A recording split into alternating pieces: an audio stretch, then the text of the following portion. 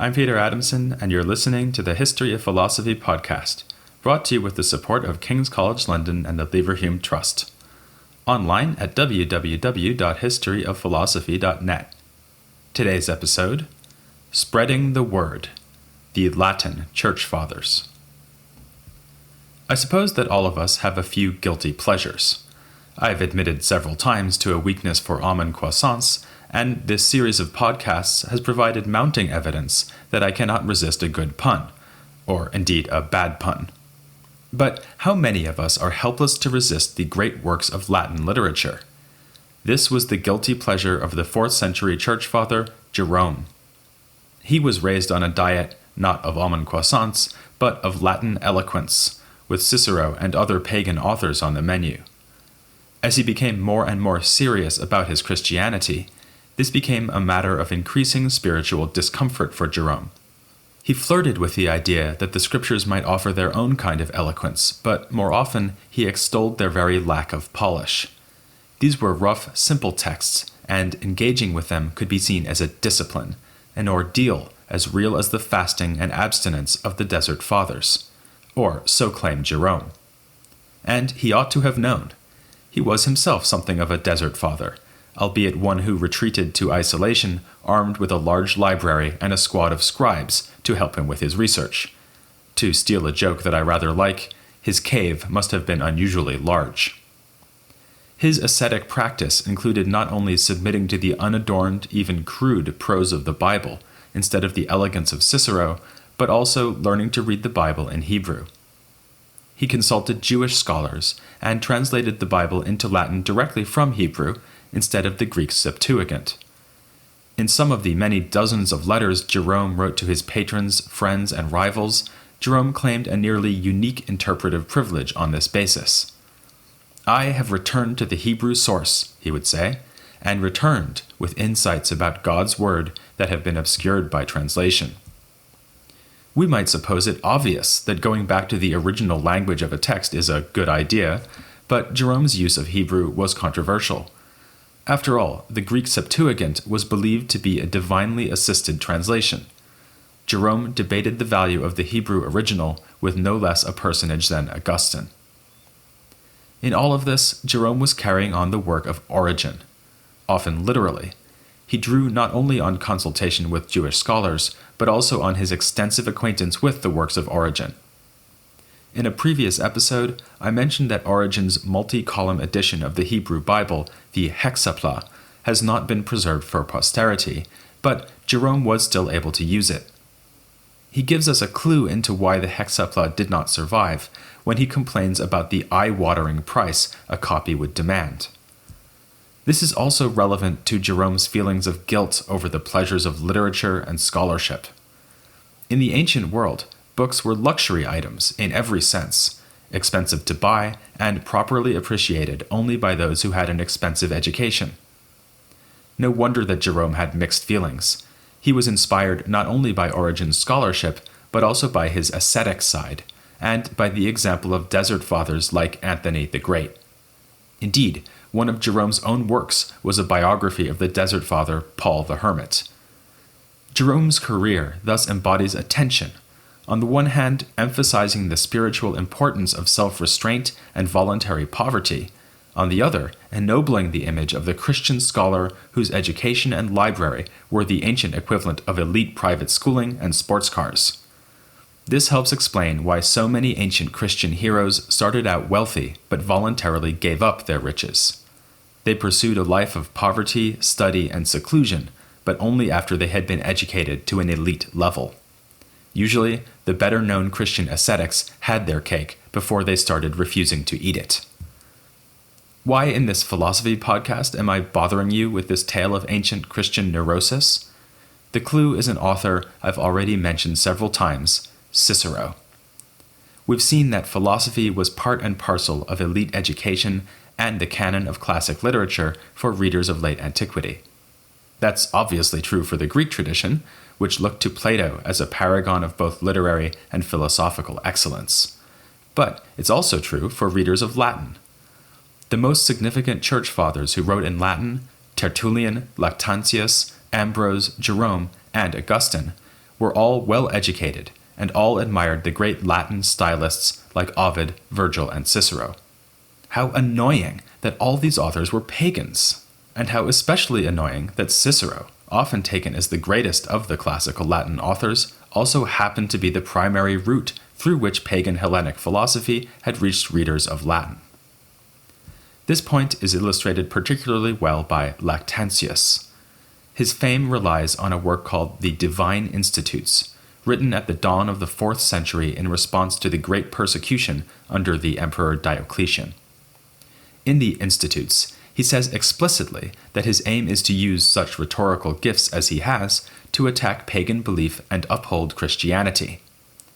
We are here in the territory of apologetics, which we have already explored with the Greek fathers Clement and Justin Martyr. Clement, though, was far less apologetic about his love for the classical tradition than Lactantius, or after him, Jerome. In fact, the Institutes of Lactantius slides casually from attacking pagan religion to attacking pagan philosophers in a way that would have appalled Clement. Even the noble Socrates is not spared, as Lactantius sneers at his dying request to sacrifice a rooster to the god Asclepius. As for Plato, Lactantius can provoke his audience's scorn by simply mentioning the Republic's idea that women should be shared among men in the ideal state. Sometimes, Lactantius's mockery of the philosophers is unintentionally comic, as when he makes fun of the philosophers' belief that people could live on the far side of the earth without falling into the sky. Australians, hang in there, we're sending help. Yet, Lactantius can't help admiring certain philosophers, in particular Cicero. He loves Cicero above all as the paradigm of Latin eloquence.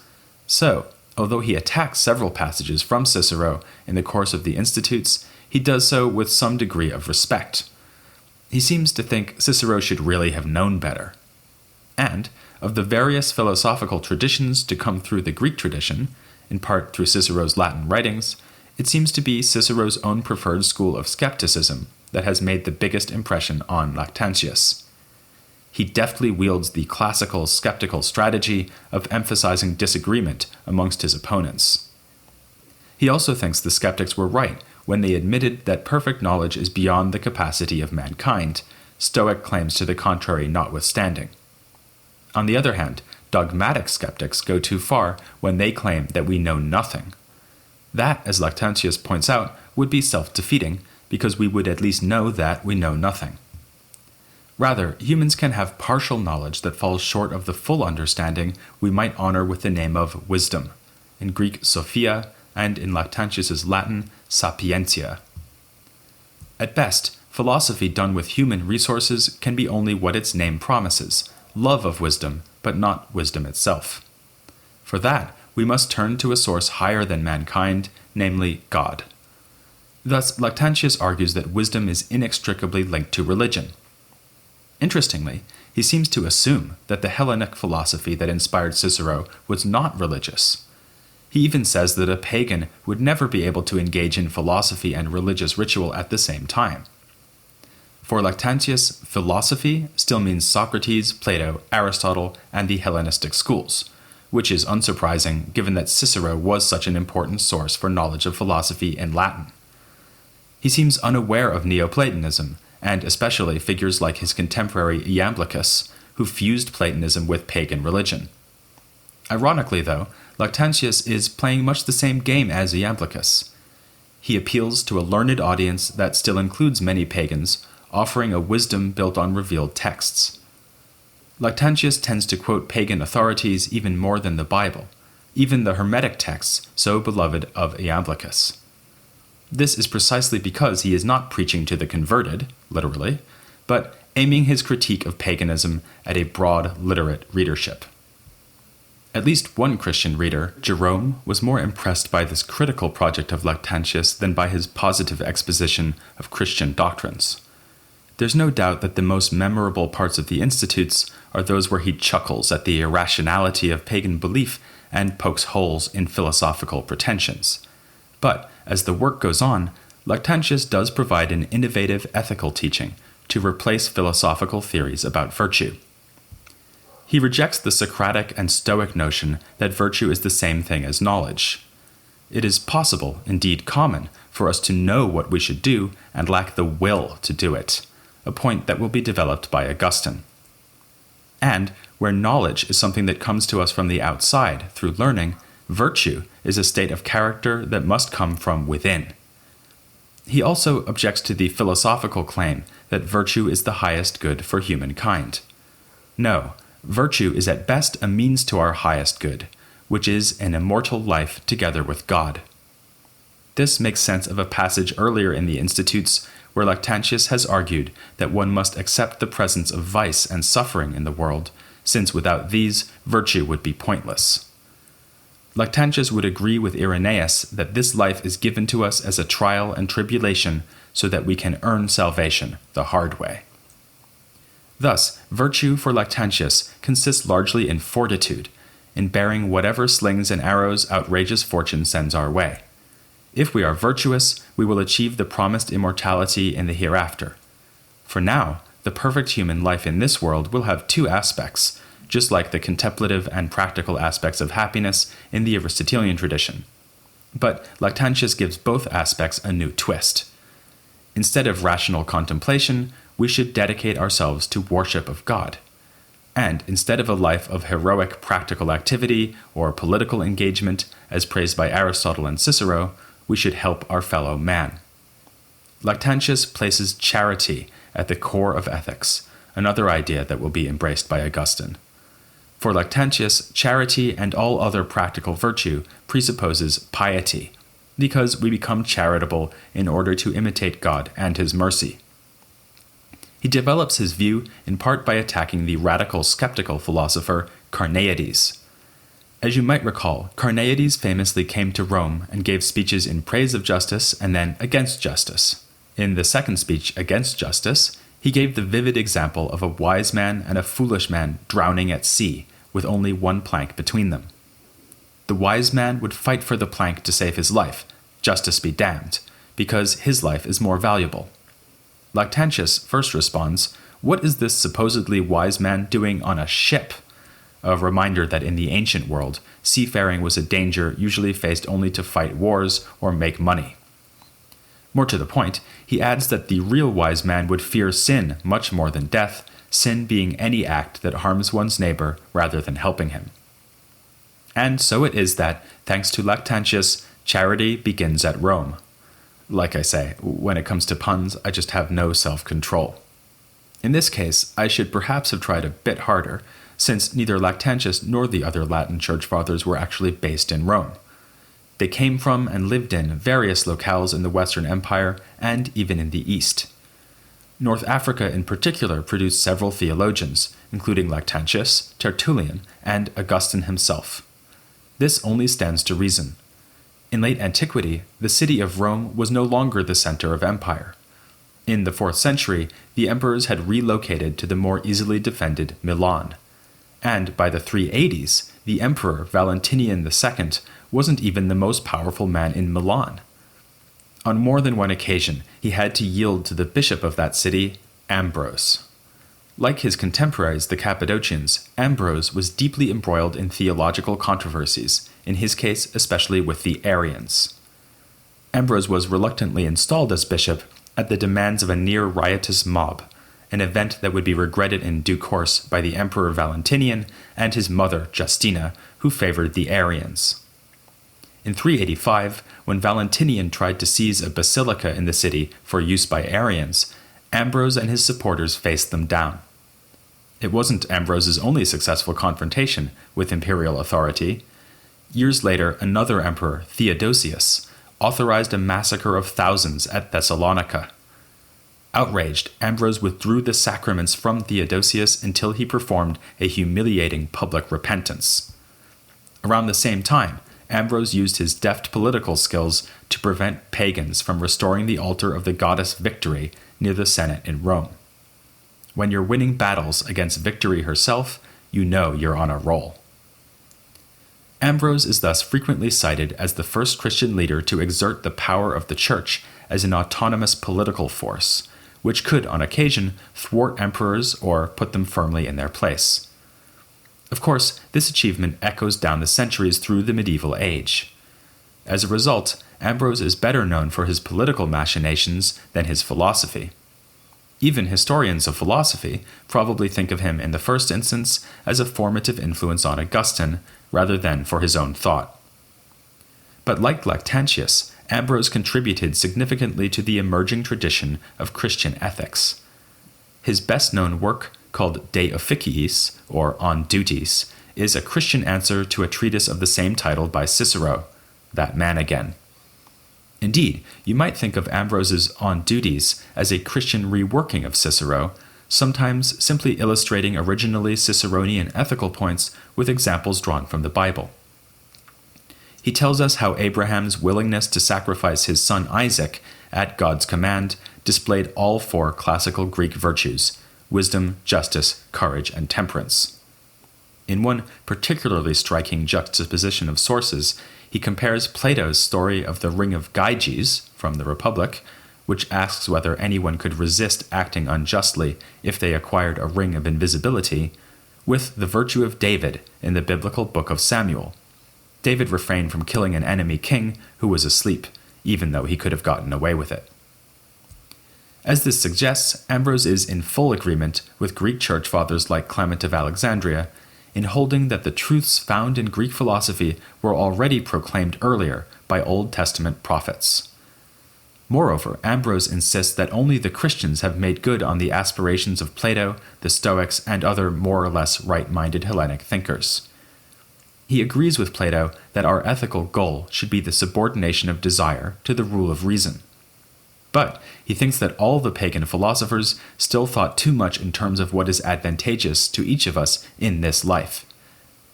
Even the Stoics, for all their ethical stringency, admitted that one might prefer to be materially comfortable so long as it would not impede virtue. For Ambrose, as for Lactantius, even virtue itself is merely a means to the end of eternal life. Thus, he condemns wealth and other external goods as being actively harmful to the pursuit of our good, and praises poverty as a path that leads to salvation. It is this difference, Ambrose says, that justifies his decision to write a new On Duties to supplant that of the pagan Cicero. This pattern of using and also criticizing Greek philosophy, which, like my penchant for puns, is becoming increasingly familiar as we go along, goes back to the earliest great Latin father, Tertullian, who wrote in the 2nd century. He is well known for asking, "What has Athens to do with Jerusalem?"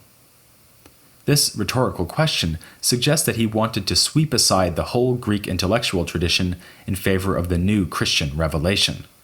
And no doubt Tertullian and other fathers were tempted to toss philosophy aside entirely, following St. Paul's warning, "Beware lest any man spoil you through philosophy and vain deceit after the tradition of men." But if we turn to a work Tertullian wrote on the subject of the soul, we see that he is in fact steeped in philosophical knowledge, and even well read in medical literature. He finds the medical text particularly useful because, unusually within the patristic tradition, he wants to see the soul as a physical substance. Again, he is taking his lead here from a biblical source, the book of Genesis, which says that God breathed life into Adam.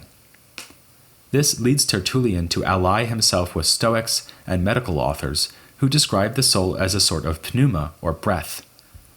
A more abstract theological motive is revealed midway through the work, when he criticizes Plato's claim that the soul is ungenerated and immaterial.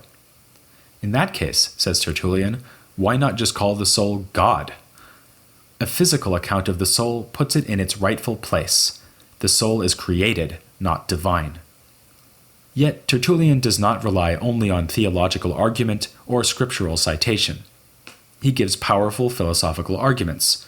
For instance, that if the soul were immaterial, it could not causally influence the body. This, of course, is still a chief argument for physicalist theories in the philosophy of mind today. Tertullian even resists the temptation to grant immateriality to the higher faculties of soul, such as the intellect. Instead, Tertullian sees intellect as a mere function of a soul that is in itself physical. How else, as he points out, could the intellect be influenced by the senses and learn from them?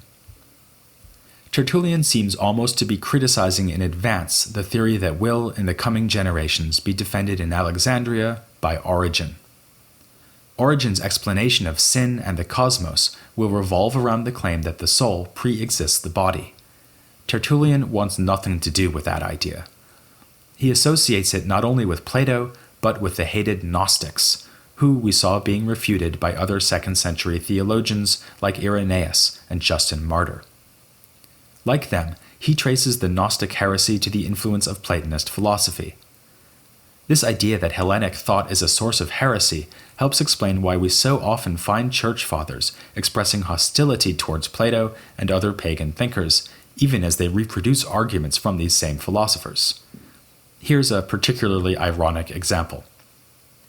Tertullian thinks that Plato was right to argue in the Phaedo that the soul was immortal on the basis that it is simple. Of course, this means for him not that the soul is immaterial, but rather a uniform physical substance. Yet at the beginning of this same work, he sarcastically questions whether Socrates was really untroubled when he took the hemlock. Tertullian believes that no one could manage this without faith in God. If Tertullian could feel this conflicted about the merits of Platonist theories of soul in the 2nd century, how would things be in the 4th century when theologians were grappling with the arguably heretical theory of Origen? This brings us full circle back to Jerome. In his biblical scholarship, he was influenced by Origen as by no other author. Yet he also became a leading critic of Origenism. A heated dispute broke out between Jerome and his childhood friend Rufinus over the orthodoxy of Origen's works. Each of them produced a Latin translation of Origen's On Principles, Jerome's trying to bring out its outrageous features, Rufinus trying to minimize them. For Jerome, Origen went too far in the direction of Platonism, depicting the soul as a pre-existing, purely rational entity and thus reducing all human goodness to intellectual perfection. Jerome's contrary position brings together several strands of the Latin patristic tradition. Tertullian's insistence that the soul is created and not eternal, Lactantius's rejection of knowledge as man's highest end, and Ambrose's more moderate Platonic ethics, which implore us to restrain desire by reason, but still leave a place for appropriate emotion in the good life. The so-called Origenist debate between Jerome and Rufinus was only one of several heated theological disputes in the 4th century. We've already looked at confrontations over the Holy Trinity and the nature, or natures, of Christ. Next, we're going to turn to a man whose career extended into the 5th century, but was still shaped by these and other theological debates. This next church father displays his own hesitations and psychological frailties as no other ancient author. Yet, he spent his later years combating heresy with a sense of unshakable certainty. In the process, he laid down doctrines that would become authoritative for the next 1,000 years and more. Next time, we will finally turn to the true confessions of Augustine, here on The History of Philosophy Without Any Gaps.